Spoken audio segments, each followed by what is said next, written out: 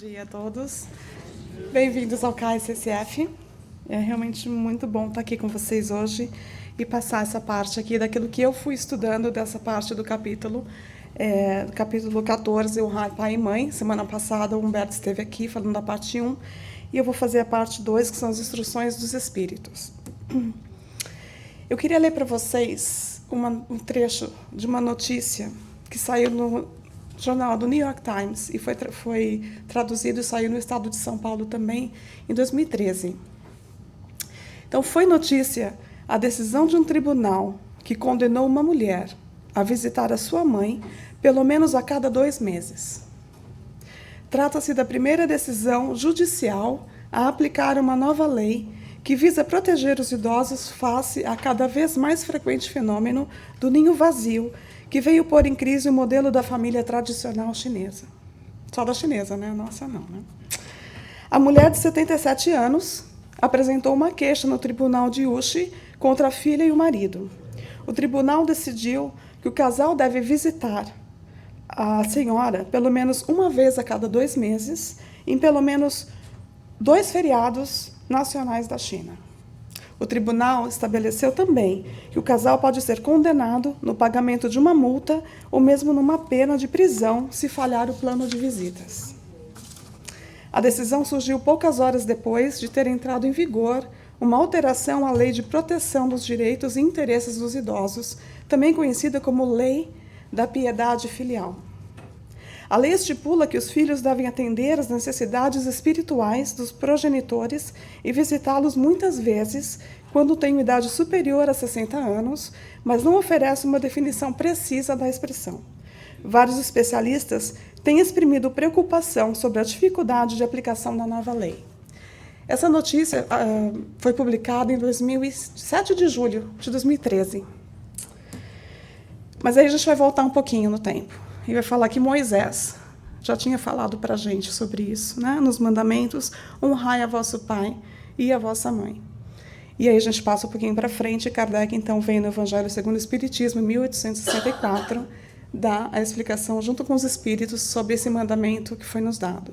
Então, do tempo de Moisés para 2013, para a gente precisar de uma lei para visitar pai e mãe, dá para entender porque que a gente está aqui no sábado tendo que estudar de novo, né, sobre esse assunto.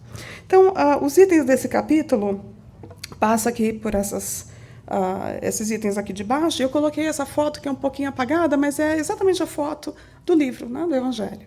Então, ele fala sobre a piedade filial, quem é minha mãe e quem são meus irmãos, a parentela corporal e a parentela espiritual, e a parte que eu vou falar hoje, as instruções dos espíritos, a ingratidão dos filhos e os laços de família. Então, para quem esteve aqui semana passada, né, ouviu a palestra, já leu o capítulo, ou para dar uma relembrada, ou para dar para sintonizar no mesmo assunto, eu vou passar aqui um pouquinho desses primeiros itens rapidamente e vou entrar no meu, tá? Não vou me estender muito. Então, essa piedade filial, na verdade, ela deriva, que foi falado na lei, o que a gente escuta falar, e esse capítulo, ela deriva do ensinamento de Confúcio. E esse ensinamento diz exatamente isso, do respeito aos pais, do cuidado aos pais, que a gente deveria ter. Então, é um assunto que é muito repetido para a gente, com certeza, aprender alguma coisa, né? Então, no Evangelho, o comentário sobre esse mandamento, interessante que eles vêm trazendo, né, num crescer de aprendizado, que a gente vem ouvindo falar de amar o próximo, depois mais ou menos quem é o próximo, aí amar o inimigo, que a gente também nesse estudo definiu que inimigo não é só inimigo no termo de inimigo, de inimizade, mas aquele que é diferente. Uma tradução do Haroldo propõe que inimigo é aquele que é diferente. Então, a gente vai aprendendo a amar.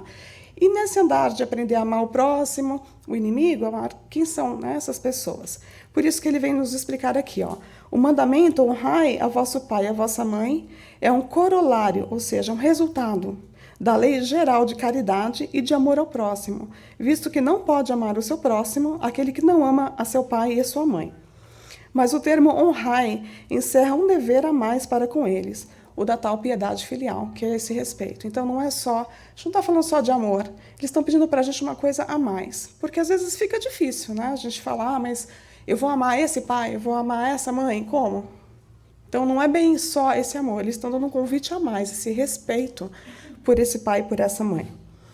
Então, quis Deus mostrar por essa forma que ao amor se deve juntar o respeito, as atenções, a submissão e a condescendência, o que envolve a obrigação de cumprir-se para com eles, de modo ainda mais rigoroso, tudo o que a caridade ordena relativamente ao próximo em geral. Então, tem mais responsabilidade nesse pedido que eles nos fazem.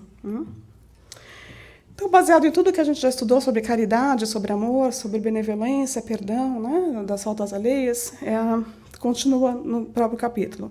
Se a lei da caridade manda se pague o mal com o bem, se seja indulgente para as imperfeições de outrem, se não diga mal do próximo, se lhe esqueçam e perdoem os agravos, se ame até os inimigos, quão maiores não hão de ser essas obrigações, tratando-se de filhos para com os pais. Então, o grifo é meu, para dar um entender de que, uau, olha a responsabilidade que a gente tem. É um pouquinho mais de pedir, porque nada mais próximo que a gente, quando a gente vem aqui para esse planeta, que é o pai e a mãe da gente, né? Mesmo que seja por algumas horas, de tantas histórias de paternidade e maternidade, ou quanto tempo você está envolvido com a sua família, obviamente que eles estão bem próximos da gente, dado a própria gestação, que a gente está ali tão pertinho, né, da mãe da gente. Minha mãe disse que ia tentar assistir, né, essa palestra. Espero que ela esteja conseguindo ver ao vivo. Um beijo para a mãe, né? Se ela não estiver assistindo, ela assiste depois. Então, no primeiro capítulo que eles falam, ali, o primeiro item é piedade filial. A segunda, quem seria, então? Quem é minha mãe e quem são meus irmãos? Porque aí fica a pergunta, então, quem são essas pessoas que eu tenho que conviver? E é baseado nessa passagem que está em Marcos, capítulo 3, versículo 20 a 21 e 31 a 35, onde Jesus está reunido e com os discípulos, né, e várias pessoas, e aí avisam a Jesus quem está lá fora, né? Essa passagem Marcos fala: chegaram então a sua mãe e seus irmãos, e ficando ao lado de fora, mandaram chamá-lo. Havia uma multidão sentada em torno dele, e disseram-lhe: eis que tua mãe e teus irmãos e tuas irmãs estão lá fora e te procuram. E aí Jesus então teria dito, né? Quem é minha mãe e quem são meus irmãos? A gente, acompanhando o ensino quem foi Jesus, não dá para imaginar que ele falou isso de uma forma deselegante ou deseducada, ou não considerando quem eram as pessoas que estavam lá fora. Mas nesse sentido, ele em nenhuma ocasião desprezava de dar um ensino. Aproveitou, portanto, a que se lhe deparou com a chegada de sua família para precisar a diferença que existe entre a parentela corporal e a parentela espiritual. Em tudo, Jesus usou para nos ensinar, para deixar como um ensinamento, até mesmo para um dia de hoje, a gente parar e pensar, por que ele teria falado isso? E aquela dúvida, né? Ou ele não falou, ou traduziram errado, ou então a gente que não entendeu o que ele falou, porque não dá para perceber que Jesus faria uma coisa indelicada nesse sentido. Então ele quis dizer exatamente isso. Essas duas espécies de família, as famílias pelos laços espirituais e as famílias pelos laços corporais. Naquele momento ele quis dizer isso. E não que ele não tivesse uma ligação com Maria, porque a gente sabe que a ligação dele com a mãe era imensa, não que ele não tivesse uma relação com ela espiritual, óbvio, né, ou que era só carnal. Ali existia muito mais do que isso pela própria missão dos dois. Mas no sentido dele dividir mesmo quem estava compartilhando com ele naquele momento e qual era a ligação espiritual de laços que eles tinham. E a parentela corporal e a parentela espiritual. Não sei se para quem sabe ou não sabe, John Lennon de um lado e o filho dele, Julian Lennon.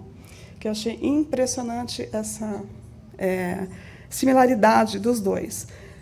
Mas os espíritos nos explicam, né? Não são os da consanguinidade os verdadeiros laços de família, e sim os da simpatia e da comunhão de ideias, os quais prendem os espíritos antes, durante e depois de suas encarnações. O caráter, a inteligência e o sentimento procedem do espírito, que se corporifica pela reencarnação.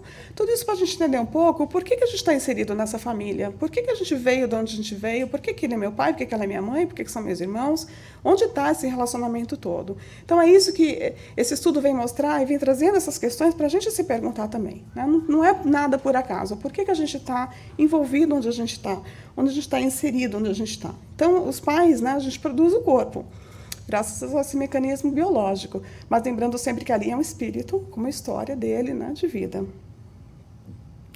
Então, agora eu vou falar da parte da instrução dos espíritos, que aqui deveria ser a instrução do espírito, porque essa mensagem inteira é de Santo Agostinho.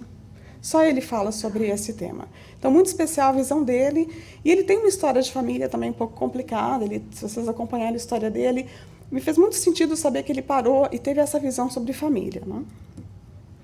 E a primeira coisa que ele fala dá vontade de parar de ler a mensagem, porque ele fala assim, a ingratidão é um dos frutos mais diretos do egoísmo. Já chama logo assim, né? Vamos pensar, o que é ingratidão? E no decorrer desse estudo, eu muitas vezes naveguei assim, pensando como filha. Aí quando eu estou pensando como filha, eu falo, não, mas isso sou eu com a minha filha. Então a gente navega um pouco, ouvindo esse estudo, no que ele coloca aqui, um pouco isso. Como filho, a gente começa a pensar na nossa mãe, e aí eu sou mãe e começo a pensar na minha filha. É muito interessante como a gente vai flutuar. Eu, pelo menos, flutuei bastante nessas duas posições. Então ele fala isso, né, que essa ingratidão é um fruto mais direto do egoísmo, mas as dos filhos para com os pais apresenta caráter ainda mais odioso. Então ele fala que a pior ingratidão é essa ingratidão dos filhos. Mas ele fala assim, ó, é em particular desse ponto de vista que a vamos considerar para lhe analisar as causas e os efeitos. Então, o porquê dessa ingratidão? Por que a gente sente o que a gente sente? Tem um pouco além disso. Por que a gente tem, então, essa ingratidão? Porque a ingratidão, se a gente pensar bem, ela é sempre assim, né? A gente não reconhece aquilo que foi feito. Né? A gente reconhece aquilo que não foi feito. Na maioria das vezes, a gente está ingrato porque a gente não percebeu tudo aquilo que já foi feito. E fica ali preso, né, naquilo que não foi feito. Então, a gente vai entender o porquê que a gente faz o que a gente faz. Uma definição bem bacana também que eu achei, está num livro da Joana de Ângeles. Esse livro chama, psicografado por Divaldo Franco, chama SOS Família. É um livro muito legal, tem muita informação sobre família, ele fala de vários assuntos, de pai, de filho, de mãe, de relacionamento, do marido, da esposa. Mas aqui eu me concentrei mais na parte dos filhos. E ela traz uma coisa bem bacana sobre ingratidão. O homem vitimado pela ingratidão supõe tudo merecer e nada retribuir, falsamente acreditando ser credor de deveres do próximo para consigo, sem qualquer compensação de sua parte, né? Tudo para mim. Então eu quero ter tudo, mas eu não preciso colaborar com nada. E a gente cobra muito, acho que principalmente como filho de pai e mãe, e mesmo como pais dos filhos, né? A gente está sempre com essa cobrança. Então ela continua que toda gratidão sequer retribuirá a fortuna da oportunidade fruída através do renascimento carnal.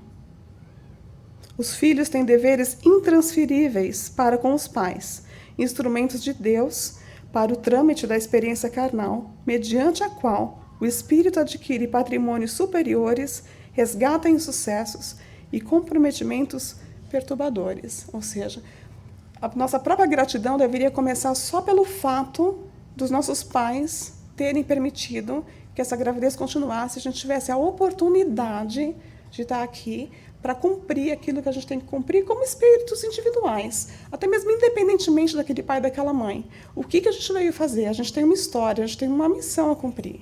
Então, independentemente de quem foram essas pessoas, e a gente está ligado, a gente vai aprender aqui que a gente não está vindo por acaso, mas assim, só o fato deles não terem terminado aquela gestação e a gente está aqui com a oportunidade de seguir o nosso caminho, só por isso a gente já deveria ser extremamente gratos. O que foi feito desse relacionamento não é unilateral, né? A gente vai saber que não é só o que eles estão fazendo com a paternidade que foi dada a eles, mas o que a gente está inserido nessa história. Mas vamos pensar só assim, obrigada por ter me dado a oportunidade da vida, de não ter desistido, né? Pelo menos daquela gravidez e deixar eu nascer. Então é isso que ela vem dizer aqui, que a nossa gratidão como filhos deveria ser essa. E aí ele fala no texto dele, que para mim me dá assim, um breve resumo, aquela coisa assim, fala da reencarnação em 30 segundos. E aí eu tenho a impressão que foi isso que ele fez. Então ele fala assim, ó, quando a gente deixa a Terra, o espírito leva consigo as paixões ou as virtudes inerentes à sua natureza. E aí eu não podia colocar um homem sem roupa, ia ficar meio chato, eu coloquei esse rapaz vestido com essa malinha cheia das virtudes dele, qualidades que a gente sabe que não leva. Isso é só mesmo, né, assim, um disclaimer aqui embaixo de que não é assim, a gente não vai embora assim com essa roupa quentinha e a malinha. Mas para entender assim, o que a gente leva com a gente quando a gente vai? A nossa bagagem. E quando a gente leva essa bagagem tudo, ela não vai desaparecer, né? A gente vai chegar lá do outro lado com tudo isso, todas essas emoções. E vai levar o quê? A mágoa, a raiva, tudo aquilo que a gente conviveu aqui. Aí tudo bem, então tá, você passa pro lado de lá, tá com a raivinha, melhora um pouco, começa a perceber algumas coisas. E nessa percepção, nessas ajudas que a gente vai tendo, você começa a aprender outras ou relembrar coisas que você tinha esquecido. Por exemplo, a gente passa a compreender que para chegar a Deus, uma só é a senha. A caridade. Ora, não há caridade sem esquecimento dos ultrajes e das injúrias. Não há caridade sem perdão e nem com o coração tomado de ódio. Então a gente começa a perceber que tudo aquilo que a gente levou de ruinzinho não vai dar para usar do lado de lá. E com toda a ajuda que a gente tem, a gente vai começar a perceber que alguma coisa a gente vai ter que fazer. O que vai exigir da gente nessa nova etapa, né, da nossa vida. Então, basicamente, a gente surta, fica com raiva, irritado, e aí vem uma ajuda toda espiritual, um estudo. Se Deus quiser, a gente aqui do KSSF vai um pouquinho melhor, né? A malinha vai ser um pouquinho menor para a gente carregar, mas você percebe que alguma coisa vai ter que ser feita. E nesse perceber do que a gente vai ter que fazer, a gente vai perceber as pessoas que a gente gostava ou não, a gente vai querer voltar de alguma forma. E aí, olha só, por fim, após anos de meditações e preces, a gente vai dar trabalho, o espírito se aproveita de um corpo em preparo na família daquele a quem detestou e pede, imagina, gente, a gente pede aos espíritos incumbidos de transmitir às ordens superiores permissão para ir preencher na Terra os destinos daquele corpo que acaba de formar-se.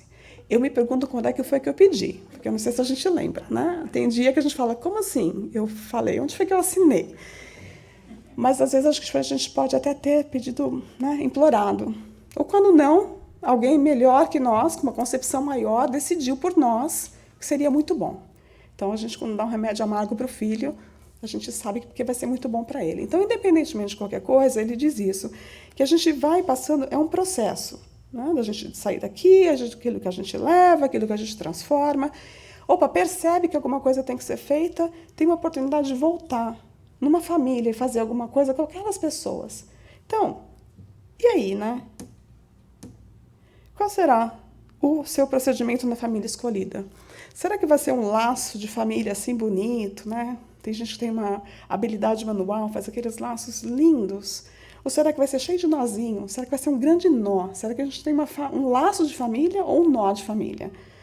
Eu espero que a gente tenha momentos, que às vezes os laços são muito bonitos, as fotos no Facebook não mentem, as fotos de família são lindas, e a gente sabe que tem os nós, tem o dia a dia, né? Uma vez eu estava viajando e eu pus uma foto e minha mãe falou, nossa, que linda a foto de vocês, né, viajando. Eu falei, pois é, porque o dia que a gente brigou eu não tirei a foto. Eu estava tão brava que eu não pus aquela foto, né, irritada.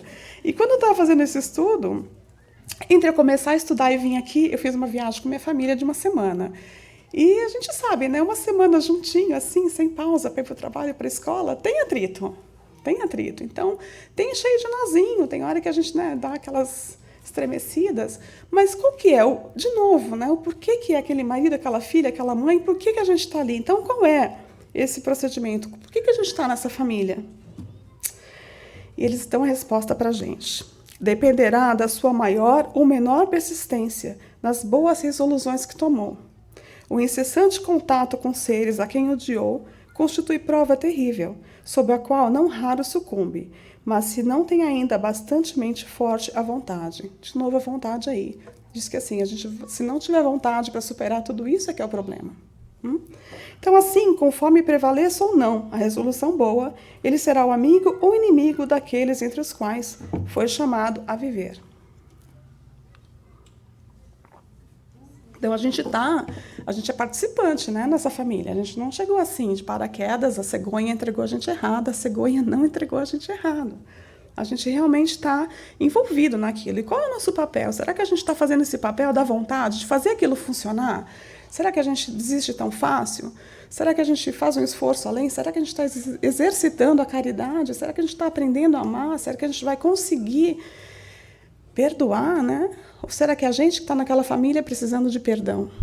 Porque às vezes a gente acha que eles é que são o problema, né? E será que são eles? Será que eles benevolentemente aceitaram a gente de volta? Então a gente tem que pensar nesse laço de família, onde que a gente está envolvido, né? E quando a gente também percebe esses ódios em família, ou alguma família que passa por várias dificuldades, até pior que a nossa de convivência, onde estão esses laços?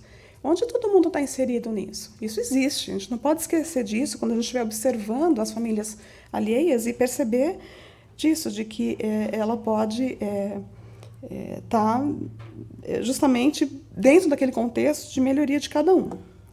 Então, no livro Jesus no Lar, de Chico Xavier, pelo espírito Neio Lúcio, ele fala sobre, muito bonito esse tema, que o lar, na maioria das vezes, é o cadinho santo ou o forno preparador. Então, ou a gente está num, ou a gente está outro, ou momentos. Eu acredito que não é nem assim, é definitivo. A sua família agora é assim. Não, a gente está num processo. Ainda mais quando a gente percebe na nossa posição de fazer aquilo funcionar, a gente pode mudar a qualquer momento esse cadinho santo ou o forno preparador. O que nos parece aflição ou sofrimento dentro dele é recurso espiritual. O coração acordado para a vontade do Senhor retira as mais luminosas bênçãos de suas lutas renovadoras, porque somente aí, de encontro um com os outros, examinando aspirações e tendências que não são nossas, observando defeitos alheios e suportando-os, aprendemos a desfazer as próprias imperfeições. É nesse atrito que a gente vai perceber. E imaginar também, né?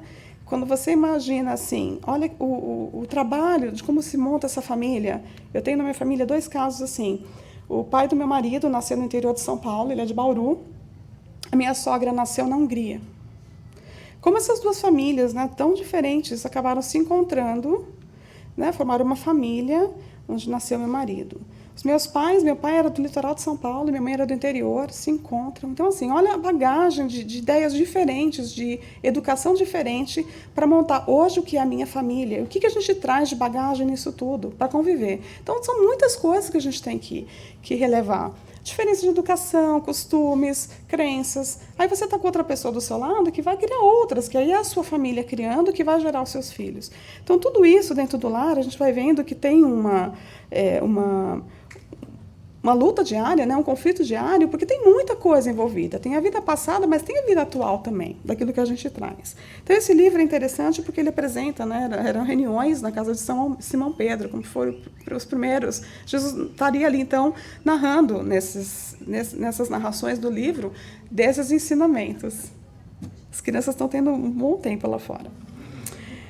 Eu trouxe essa foto que, é assim, o olhar dessa menininha diz tudo, porque aqui é um convite que os Espíritos vêm falar para a gente da nossa responsabilidade. Ele fala assim, ó, compreendei agora o grande papel da humanidade. Compreendei que quando produzes um corpo, a alma que nele encarna vem do espaço para progredir.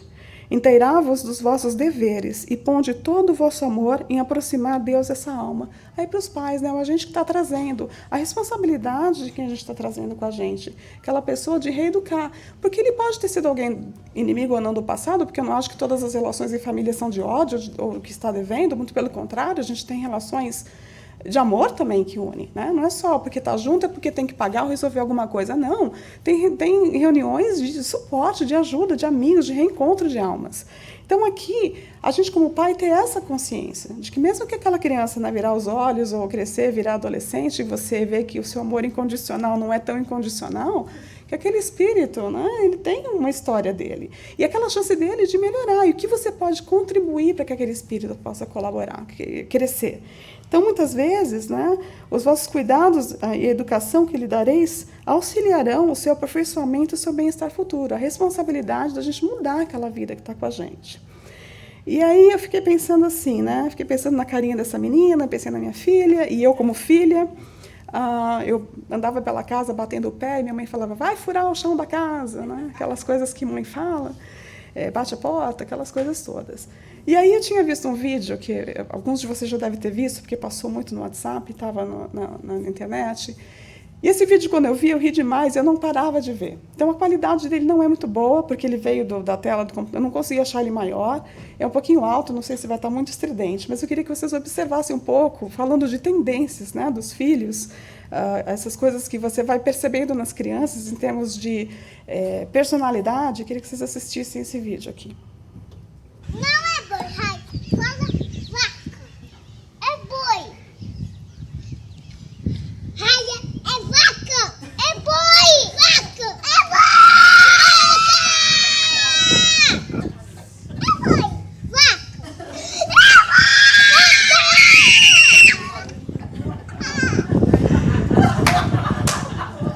É vaca. Obrigada.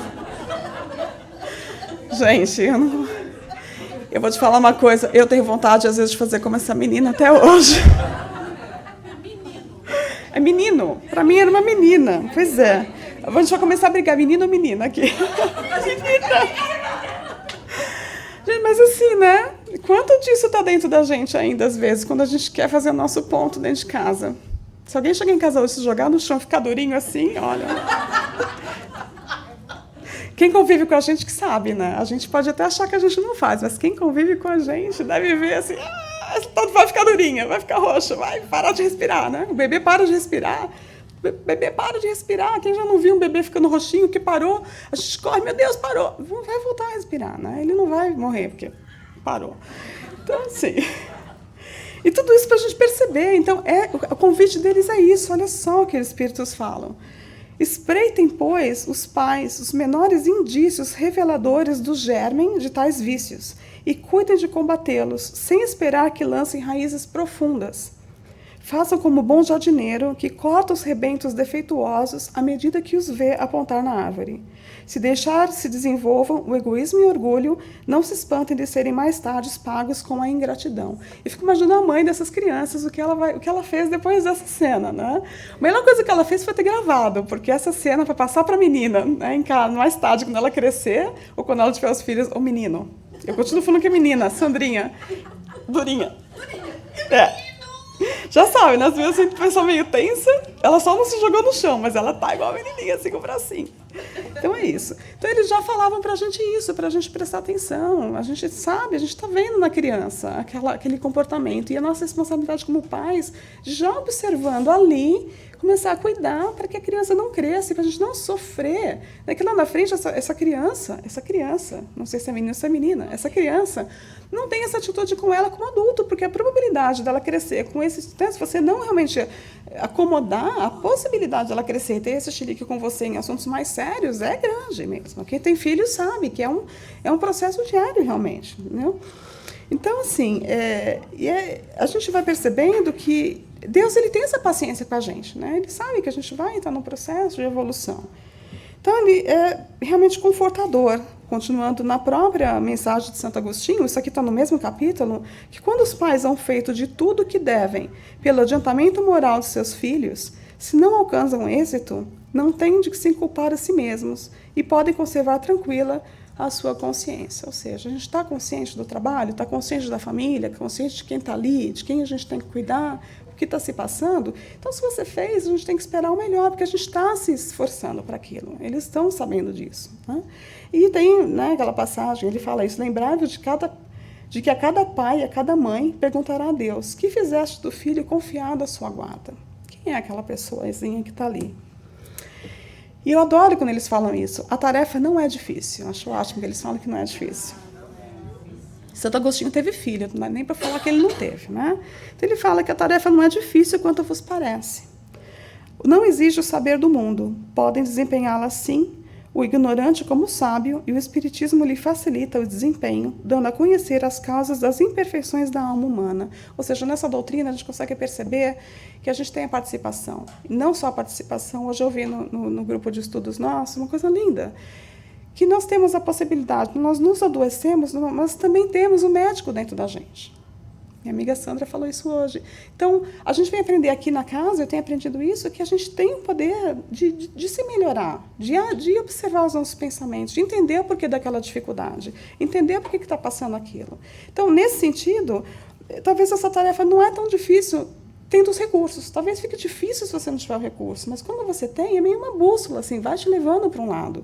É isso que ele quer dizer aqui, que o espiritismo facilita. Quando a gente entende que se a resposta não está aqui, em algum lugar está, em outra vida está, lá para trás, né? E que a gente vai poder mexer no futuro lá da frente também. Então, Deus não dá prova superior às forças daquele que a pede. Só permite as que podem ser cumpridas. Se tal não sucede, não é que falte possibilidade, falta a vontade. Então, quando a gente fala é difícil, não, eles falam que não é difícil, falta a vontade. Então, a gente está sempre batendo na pau da vontade. E toda vez que eu falo de vontade, quando eu venho aqui, eu gosto de trazer a foto do alpinista.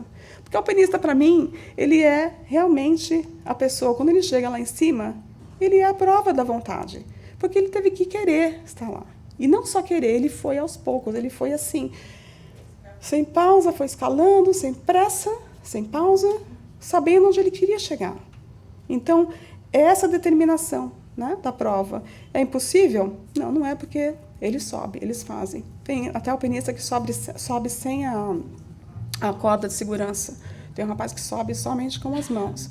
Então é possível. E é devagar essa escalada. Por isso que, para mim, eu coloco sempre as musiquinhas das crianças lá fora. Eu sempre coloco o alpinista como essa coisa da gente pensar na vontade dele e a velocidade, e o objetivo e a intenção. Sem pressa, sem pausa, sabendo onde você está chegando. E ele tem que parar para olhar. Porque se ele começar só a subir a pedra e não olhar onde ele está indo, ele pode desviar da rota dele. Então, que a gente lembre desse exemplo do alpinista. E lembrando sempre, gente, que acima de tudo e de todos, esse plano maravilhoso de Deus, que não vai deixar nada fora, não é surpresa para ele. Ninguém foi entregue pela cegonha na casa errada. Não tem como, ele tem um controle disso. E é maravilhoso ouvir isso aqui.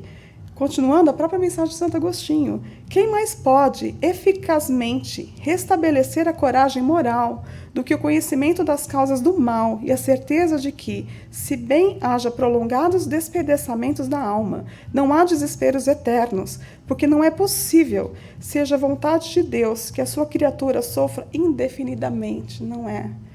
Ele está no controle. Isso, assim, é acalentador saber disso, que não é para sempre. Ele não vai deixar acontecer para sempre. E quantas ajudas no meio do caminho vêm? Quantos amigos, quantas mensagens para não deixar a gente desistir. Então tá aí a prova de a gente lembrar que Deus é tudo isso aqui, eterno, imutável, né, único, onipotente, imaterial, justo e bom. Esse é o Deus que rege o universo. Não está fora do controle dele. Não existe. A gente está só um pouquinho enganado, mas a gente está no caminho certo. Só a gente está aqui à vontade, né? Não pode, devagar, né? Pausa, mas continua. E segue a mensagem. Que de mais reconfortante, de mais animador do que a ideia de que cada um dos seus esforços é que depende abreviar o sofrimento mediante a destruição em si das causas do mal. O doutor, o médico que a gente tem, o médico que a gente tem dentro da gente. O poder que a gente tem de conseguir mudar as coisas dentro da gente, a visão das coisas dentro da gente. Então, a gente tem que lembrar disso, tem que sair um pouco do que a gente está aqui, então, encarnado, e sair para onde? Sair para o macro, né? Sair para o espírito imortal. Porque se a gente olhar só aqui, a gente sucumbe mais fácil. Mas se a gente imaginar que não é eterno, que as coisas vão, né, tomar uma outra proporção, que o que a gente está vivendo agora não é para sempre, e que a gente já foi ou vai ser, muda muito o jogo. Então, para isso, porém, preciso se faz que o homem não retenha na terra o olhar e só veja uma existência. Já não vedes a ligar-lhes os membros apenas os frágeis laços da matéria. Vedes, sim, os laços duradouros do espírito que se perpetuam e consolidam com o depurar-se em vez de se quebrarem por efeito da reencarnação. Então, a oportunidade aí da gente conseguir sair dessa história aqui, agora, e pensar no próximo, na vida futura, e tudo que vai entrar nessa história de vida nossa, nessa encarnação. Então, Deus permite que nas famílias ocorram essas encarnações de espíritos antipáticos ou estranhos, com o duplo objetivo de servir de prova para uns e para outros de meio de progresso. Somos misturados assim mesmo. Eu acho que a gente não é assim, que aquela pessoa que é um pouco mais adiantada que a gente, ela é adiantada e ela vai ficar adiantada e a gente vai ser sempre atrasadinho na família, ou aquele vai ser sempre o problema. Eu acho que a gente vai sempre, né, mudando. Às vezes aquela pessoa que é um pouco mais difícil na família, ela pode conseguir fazer uma caminhada que ela vai melhorar tanto que aí ela passa a ajudar outra pessoa. Então a gente está sempre em evolução. Com maior conhecimento, vai ficando tomando melhores decisões e vai melhorando os relacionamentos com a gente. Assim, os maus se melhoram pouco a pouco ao contato dos bons e por efeito dos cuidados que lhes se dispensam. O caráter deles se abranda, seus costumes se apuram, as antipatias se esvaem. Então, esse é o projeto da gente estar em família. Esse é honrar pai e mãe, por quem são esses pais, né? Quem são essas mães. Tudo aqui, ele permite que a gente tenha essas diferentes personalidades na família com a intenção com a intenção de que a gente vai junto, né? Vai se melhorando, vai aparando arestas, vai se misturando os maus, os bons, né? A gente sabe, não tem mal e bom, não tem mocinho. A gente olha um relacionamento difícil entre os familiares, mas ali, quem que é? Quem começou? O Haroldo Dutra brinca, vamos voltar quantas encarnações para a gente poder até julgar se aquela relação, aquela pessoa está sofrendo por isso ou por aquele outro motivo. Né? A gente tem que tentar um pouco entender qual é a nossa estrutura de família, quais são os laços dessa família.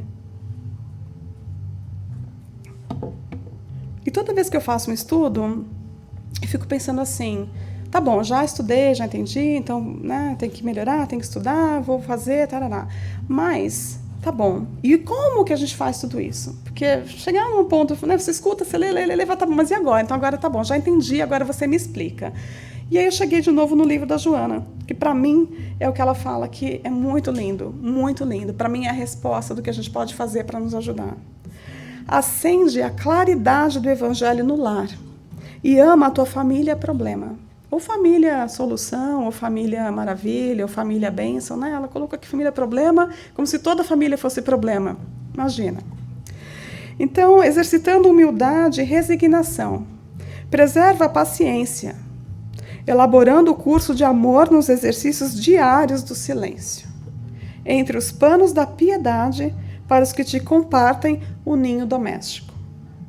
Não renasceste ali por circunstância anacrônica, né, ou contrária, ou casual. Então, isso aqui dá um consolo, porque tudo isso que vem falando, então a gente está relacionado, por que aquela pessoa vem na nossa família, nossa responsabilidade como pais, educação, né, conseguir conter os bracinhos assim, os chiliquinhos. E como que a gente faz isso? Conseguindo com o Evangelho, trazendo para dentro de casa esse amor, esse exemplo de Jesus, o exemplo do bem, o exemplo do amor, da paciência, da benevolência, da caridade, da compreensão. Não necessariamente da religião, além disso, né? Isso, acho que toda religião ensina isso, essa coisa dos pais, de você amar, de você se melhorar. Então, trazendo isso para dentro de casa, porque é uma forma da gente conseguir parar, respirar e falar, não, então tá bom, algum motivo tem aqui para a gente estar junto nesse mesmo teto. Eu vou tentar buscar alguma coisa. E eles também falam ali para trás que, sabe, também está dentro do nosso papel. Se a gente não consegue agora, também está ok. O importante é o esforço que a gente faz para conseguir. Isso é que é o mais importante. Eu tentar e não conseguir não é tão importante quanto eu realmente tentar do que não conseguir. Então, é esse o convite que eles fazem. Então, Santo Agostinho termina falando assim: quando entrardes no mundo dos espíritos, sereis aí aclamados como soldado que sai triunfante da refrega, né? No caso da luta. Então eles falam assim: as provas rudes, ouvi-me bem, são quase sempre indício de um fim de sofrimento e de um aperfeiçoamento do espírito, quando aceitas com o pensamento em Deus. O convite aí de novo daquilo que a gente faz com aquilo que a gente tem. Então tá difícil, tá? Não estava escrito em lugar nenhum, isso é frase da minha mãe. Quando eu falo que tá muito difícil, ela fala, filha, em lugar nenhum tá escrito que tá fácil. Não tem. Então, assim, por mais difícil que seja, a resposta está aí. Em como a gente se apega no problema, quem a gente se apega. E o convite que a gente tem do Evangelho, de Deus, dos espíritos amigos, dos amigos encarnados também. Quantas vezes a gente tem pessoas que são até mais que a nossa família, que nos dão suporte para aguentar a nossa família. Quantas vezes a gente tem um amigo que fala, não, mas tem paciência com a sua mãe, não, tem paciência com o seu pai, olha, tem paciência com a sua filha, vai passar, essa fase vai passar, é assim mesmo, vai, eu vou com você ali no médico, olha, eu conheço um psicólogo. Então, toda essa ajuda que a gente tem, a gente não está passando por esses relacionamentos um pouquinho mais complicados sozinhos. Tem sempre uma ajuda que vem do alto. Então, o convite é que a gente consiga sempre estar conectado com esse amor. Então, um resumo assim de tudo seria isso, né? Que a gente perceba essa nossa necessidade de ter a gratidão pelos pais, né? Da gente entender quem são os nossos irmãos, as nossas mães, quem é a nossa família, os nossos laços. Ele vem falar também o porquê que acontece da ingratidão, o que a gente tem que perceber para que aquilo não cresça na criança, ou o que a gente está esperando para a gente também achar que a pessoa está sendo ingrata com a gente, ou que a gente foi ingrato com os nossos pais. Esse é o convite da reflexão, para a gente honrar, respeitar. O amar talvez fique um pouquinho mais difícil, mas o respeitar, eu espero que a gente não precise ter uma lei que fale que a gente tem que visitar, que a gente seja obrigado a visitar o pai e a mãe em dias específicos, mas principalmente que aqueles pais também não precisem recorrer a um juiz para pedir para um filho visitar. que a gente também, como pais, consiga plantar sementes para que os filhos queiram voltar. Então, não é uma via única. A gente tem essas obrigações de dar e de receber e de entender o próximo e o tempo deles. Para mim, foi isso tudo que ficou desse capítulo de honrar vosso pai e vossa mãe. Então, é isso que eu queria dividir com vocês e agradecer imensamente, pedir que vocês, assim, tenham um excelente dia, um final de semana abençoado, e que a gente possa se ver mais uma próxima vez no próximo estudo. Muito obrigada pela atenção de vocês. Obrigada.